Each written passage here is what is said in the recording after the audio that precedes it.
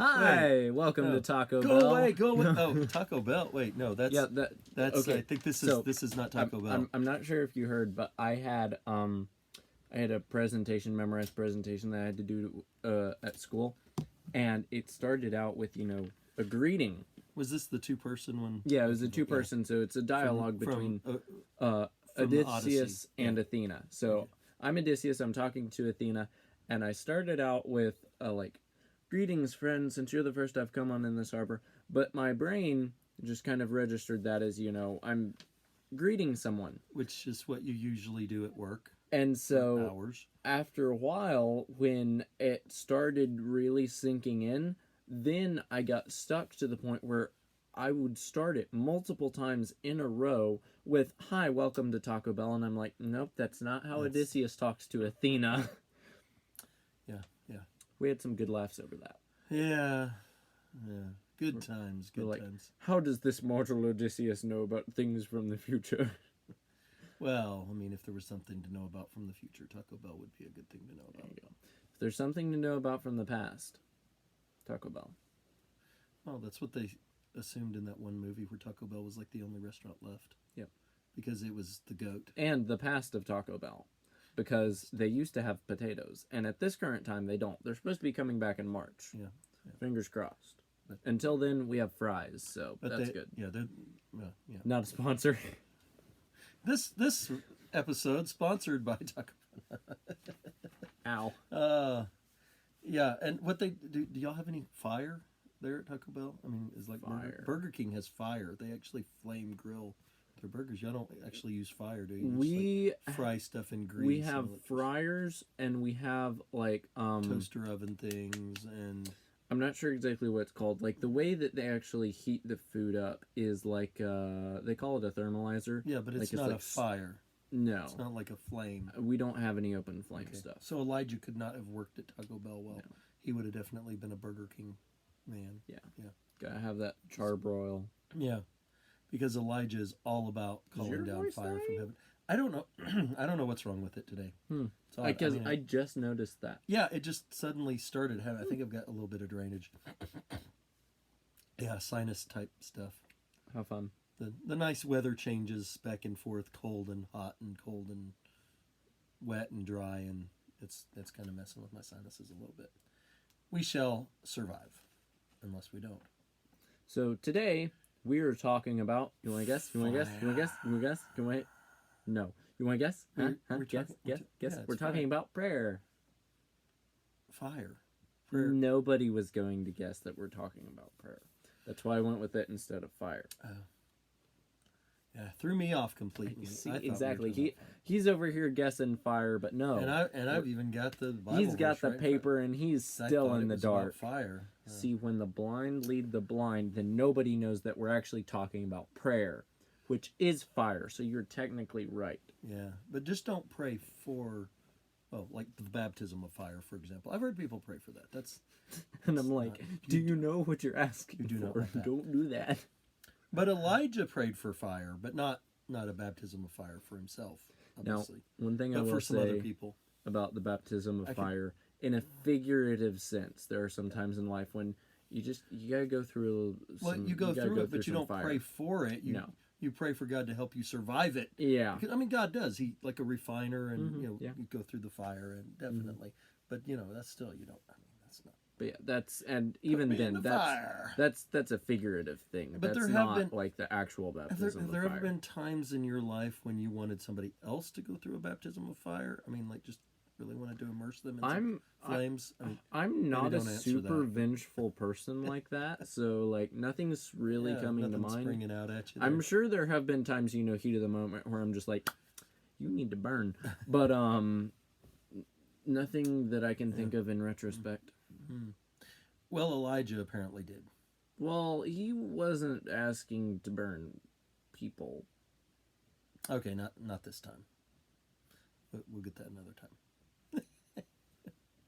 I don't remember that story. Oh, hang on. We got this boy need to study his Bible. If you know the story, I've been in the New Testament for a while.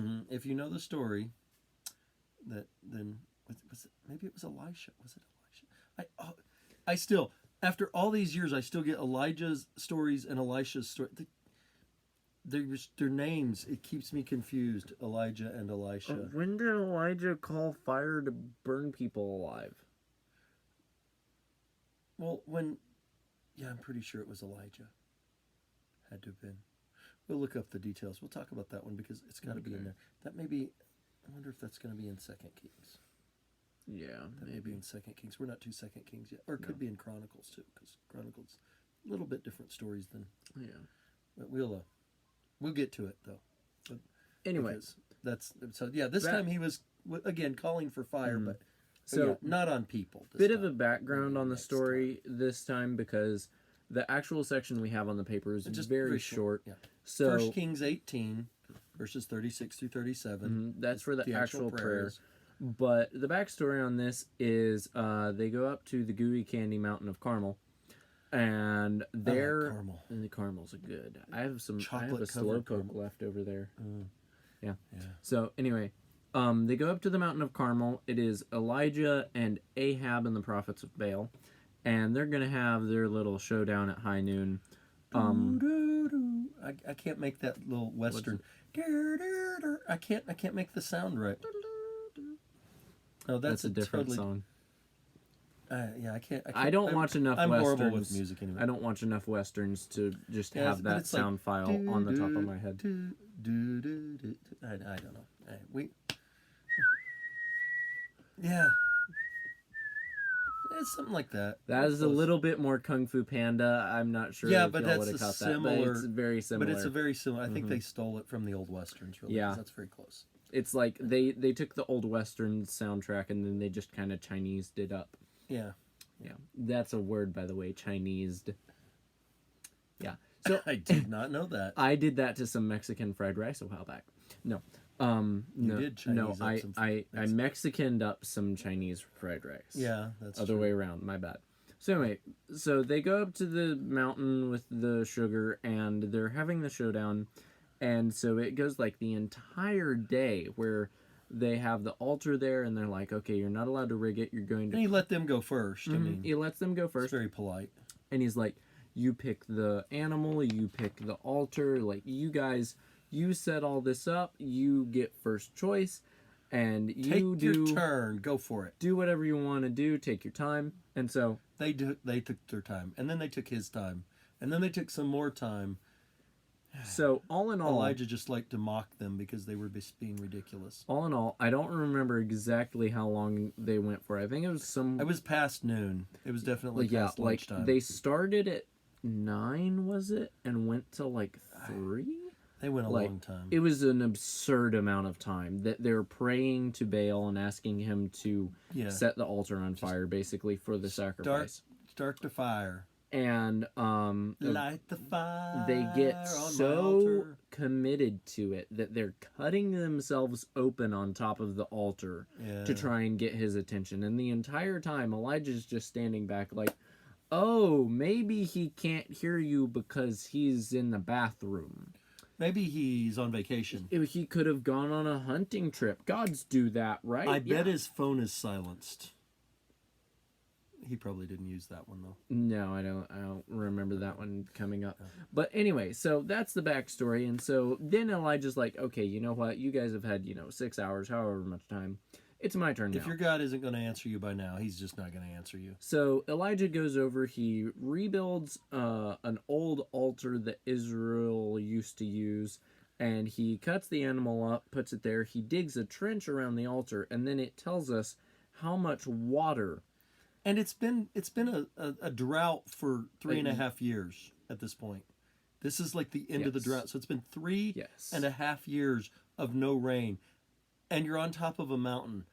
It's got to be. I feel sorry for the guys who had to go get the water. Yeah, but it's just like gallons of water. It's so much water. I don't remember the exact math on it at this point. But it's so much that it wets all the wood, all the stones, runs down, fills up the trench with water. And you think about that in the middle of a drought with the ground just bone dry, there was so much water that it didn't just seep into the ground. It filled up the trench around the altar. Yeah, that's how much water there was. That's a lot of water. So he's got his altar set up. He's got it absolutely drenched. And then he offers the prayer. He says, at the time of the offering of the oblation, what's that one mean? That's the evening sacrifice that the Jews were supposed to, every day they had a morning and evening sacrifice. It was a daily sacrifice that they were supposed to make every day. And obviously during the times of Ahab and Jezebel, well, they weren't. This is the northern kingdom. So, yeah. I mean, they hadn't been doing it since their existence. Yeah. But Elijah still knows they're supposed to. Yeah, but... So anyway, at the time of the... some translations will actually say the offering of the evening sacrifice. This one decides to be fancy for some reason. But anyway, at the time of the offering of the evening sacrifice, Elijah the prophet came near and said, O Lord God of Abraham, Isaac, and Israel, let it be known this day that you are God in Israel, and that I am your servant, and that I have done all these things at your word. Answer me, O Lord, answer me, that this people may know you, O Lord. That this people may know that you, O Lord, are God, and that you have turned their hearts back. I was like, that doesn't sound quite right. I was missing a word. Then the fire of the Lord fell and consumed the burnt offering and the wood and the stones and the dust and licked up the water that was in the trench. Yeah. And it says that the trench was big enough to contain 4 gallons. So not only is, water soaking into the ground, but then an extra 4 gallons of water in the trench around the altar. I'm not sure. It's not a big altar. He tells like how many jugs and how big the jugs were and stuff. Yeah, and I did the math at one point. It was... This just says 4 large jars. I mean, I'm sure there's... I thought there was a measurement in there. Yeah, somewhere. there probably is. Ooh. But they take the 4 large jars, and they pour it on. Times? And he says, do it a second time, and then do it a third time. Mm-hmm. So it's really 12 of these large jars. 12 large jars. Yeah. And to give you an idea of like the size of the jar, one of the translations says barrels.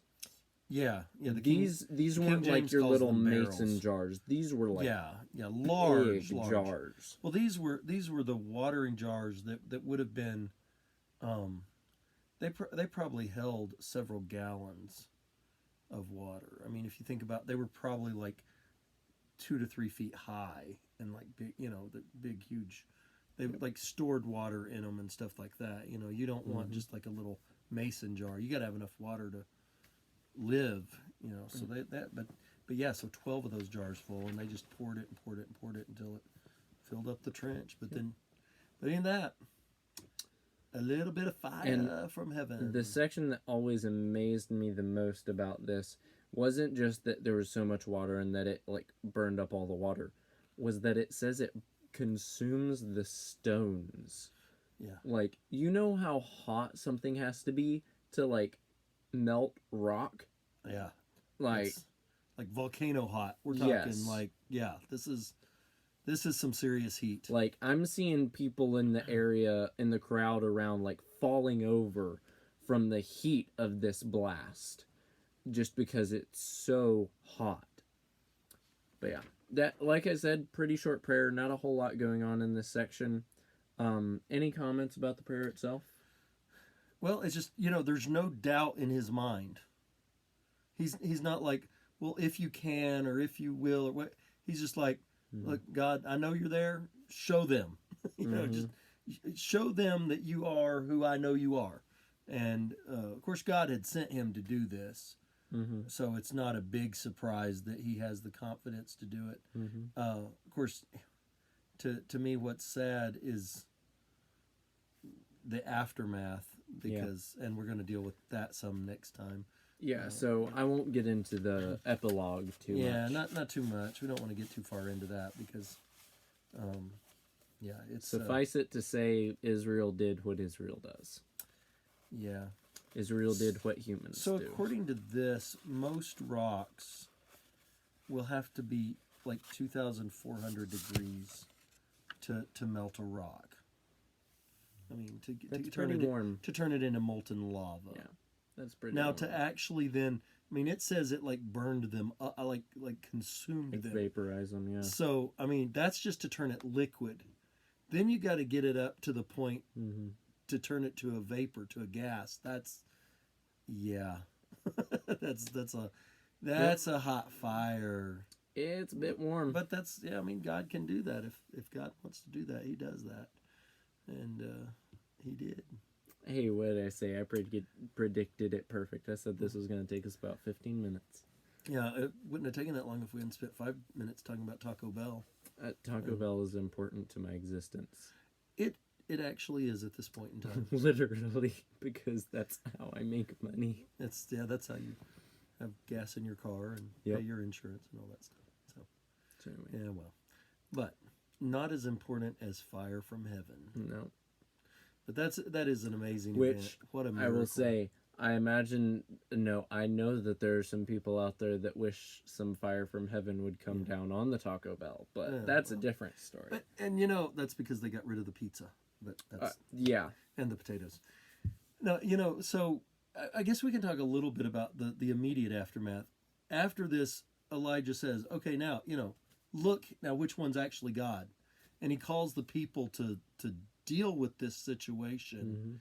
And while Elijah didn't call that fire down on the prophets of Baal, him calling that fire down destroyed the prophets of Baal. The people killed all 400 of Baal's prophets right there on the mountain. They just let's execute them all. They're false prophets. They're worshiping false gods. And I mean, this is a big victory. 1 against 400. Yep. I like the odds. Sorry, I had to quote that, but anyway. But yeah, what were you quoting? Oh yeah, that's Mandalorian. Gotcha. I like the odds. Okay. I like those odds. I still haven't watched Mandalorian It wasn't thoroughly. 1 to 400 though. I'll say it was it's like 1 to 5 or something. Yeah. But 1 to 400 is, I mean, it would seem if you can win that battle, God's on your side, because you're not going to win that by yourself. So that's definitely something to think about and remember. And yet, and the thing is, James talks about Elijah. And he talks about how Elijah was a man with a nature like ours. And he prayed fervently that it might not rain, and it didn't. For 3 years and 6 months it didn't ever rain. Elijah, that poor old prophet man. Yeah. There you go. And he uses that to talk to us about the power that our prayers can have as well. That Elijah was... I mean, he wasn't the son of God or an angel. He was a man, just like, he was a human being. And yet his prayer, because he had faith in God and trusted in God, his prayer was answered, not only in the case of not having the rain, but then now in the case of the fire being called down to show that God is God. God likes things that bring him glory. And so when we pray for God to be glorified, he likes to answer those prayers. And that's what he did here. He glorified himself in this action, which, for us to glorify ourselves is, a little egotistical and selfish and, kind of a sign of pride and haughtiness and things like that. But you're going to get slapped. For God, it's deserved. And so for him to do that is perfectly normal and good. Anyway, the only reason he went on that little speech is to prove me wrong, so that we wouldn't go 15 minutes. Right. Had to. And if you don't believe me on that, have him tell the Denver story sometime. So I don't think it was Denver. It was some little podunk town between Denver and Holyoke. You always told it was Denver. Was it Denver? Because Denver's up on the hill. Yeah, but all on the plains, you can see the next town for miles. Yeah. Anyway, so that's the prayer. Pretty simple, pretty short. Pretty powerful. Very powerful. We did the backstory, went over a little bit of the aftermath, and and we'll follow next through time further because we're going to be doing going on into sort of the chapter next 19. section. I will And say then we'll come back and hit that's some of the rest that's of it. one of the good things about the sections here through like Samuel's and Kings is that the prayers have been cohesive along the main storyline. Yeah. That's cool. That's part of a history. Yeah. History does that a lot more than some other things. But we're actually going to skip ahead a little to chapter 19, and then we'll come back to the end of chapter 18 because it's just a prayer mention. So we'll get that one in the prayer mentions. Yep. But anyway, so hope you enjoy this. Hope you learn to be powerful in your prayers like Elijah learned to be powerful in his. Mm-hmm. And be careful about praying for fire because you just might get it. Elijah did. Be careful with a lot of the things you pray for. Don't think about just what you're going for. Think about the path that it takes to get there. Yeah. Hear a lot of people praying for stuff, but you think about you want patience. Well, patience comes through hard times, and if you want something, I wonder if a bunch of people prayed for patience in 2019 toward the end. I know some people that were already having a bad year in 2019, so I'm not sure what was going on there. But anyway, prayed for patience, and God said, "Okay, here you go. Yeah, you want that? We'll let you have it. We'll give you some patience and some what you ask for." isolation, and nap time. Nap time. The year of hibernation. Anyway, Yeah. see y'all next time. Take care. Bye. Bye.